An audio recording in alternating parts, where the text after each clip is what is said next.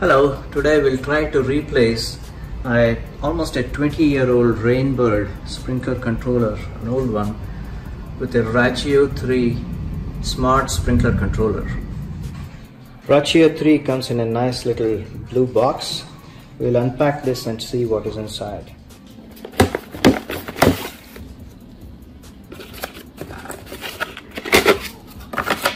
Here's the controller.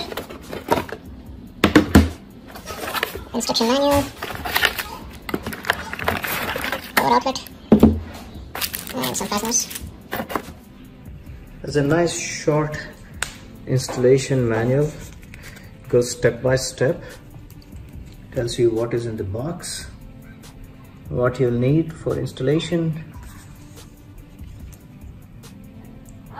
and step 1, 2, 3, and 4, I believe.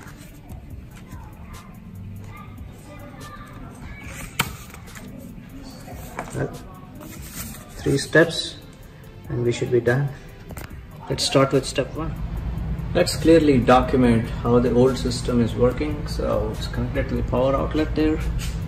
I'm going to see what is inside here. This is the first time I'm removing this cover.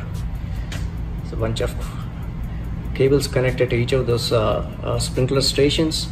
I'm going to take a couple of pictures of this, so when we put back the new controller, we know exactly which cable needs to go where. Notice the existing wiring. There is a power input which is coming in from the power outlet here. It's connected onto these 3 cables here, and then zones 1 through 12 or 16, whatever number you have, these are the cables that are connected to each of those. And then there is a couple of white wires. So these are the common wires. So on the new controller, there are 3 or 4 common connections where you can insert these into any of those COM connectors. Next, I'm going to run all the stations once to see if all the sprinklers are working fine. Also, it gives me an opportunity to take pictures of those zones so I can upload it on my Rachio app. So let's do that. The first zone is my flower bed.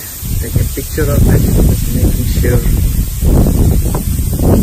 all the sprinkler heads are working fine. Let's see how those connectors look like in the Rachio new system. If you open faceplate, you'll notice the common white connectors, and then connectors for each of the zones 1 through how many ever you have. And then there are connectors for the sensors S1, S2. Since I don't have sensors, I'm not going to worry too much about them. And there's a connection for a 24-volt AC coming from the sensors. Again, I'm not going to use them because I'm going to use the use only the power input from the adapter. If you have any questions on wiring, you can visit rachio.com/wiring. Next step is to disconnect the power and remove all of these cables. Let's do that. Let's remove all of these. After removing all of these cables, I'm going to now dismount the box, the controller box.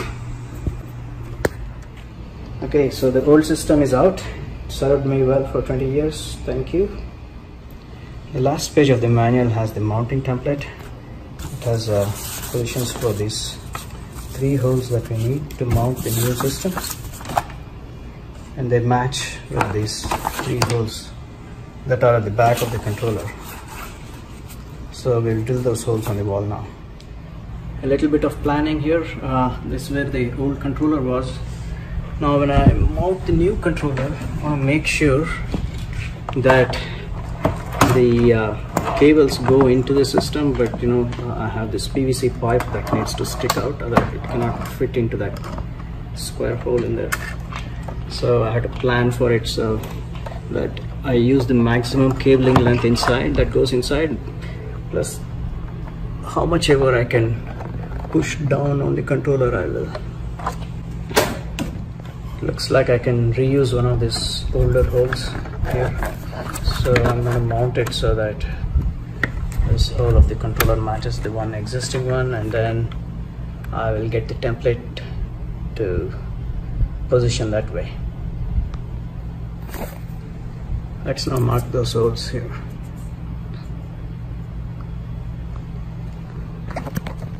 Let's drill those holes now.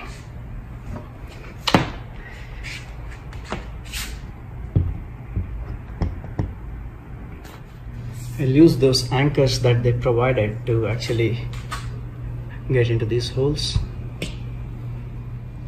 Easy peasy, they're in place now. So we have the 3 holes with the anchors in them. We can mount the controller. Just make sure that all of those holes match, and then we can tighten them. So the controller has now been mounted. Now I'll start doing the wiring work. The new controller uses these spring-loaded tabs, so you don't have to actually use screws. So it's very quick to actually push in those wires and fasten them. There, all of them have been connected.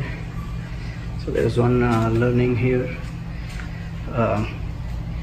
So this PVC pipe, since I had all of my 10 zones, it's kind of leaning more towards the left and the right of the controller. So all the cables have to be pulled somewhat to the left. So just make sure when you position the controller, you realize which of those you'll be using, and then centralize them as needed. Also, after installing, gently pull the wires just to make sure that they won't easily come off, and then they're clipped firmly inside the controller. Like that. I just connected the power cord. The system has started booting up and blinking with the orange light. Now I have to download the app, create an account, and connect to this Rachio. All done. The controller is up and running. It took me about 20 minutes to actually configure all the zones, give them names, and attach those pictures that I took. And the setup was so easy. It is so self-explanatory. You don't need any help for that. So I hope you have a smooth project when you replace your controller with a new one. Have a wonderful day, and namaste.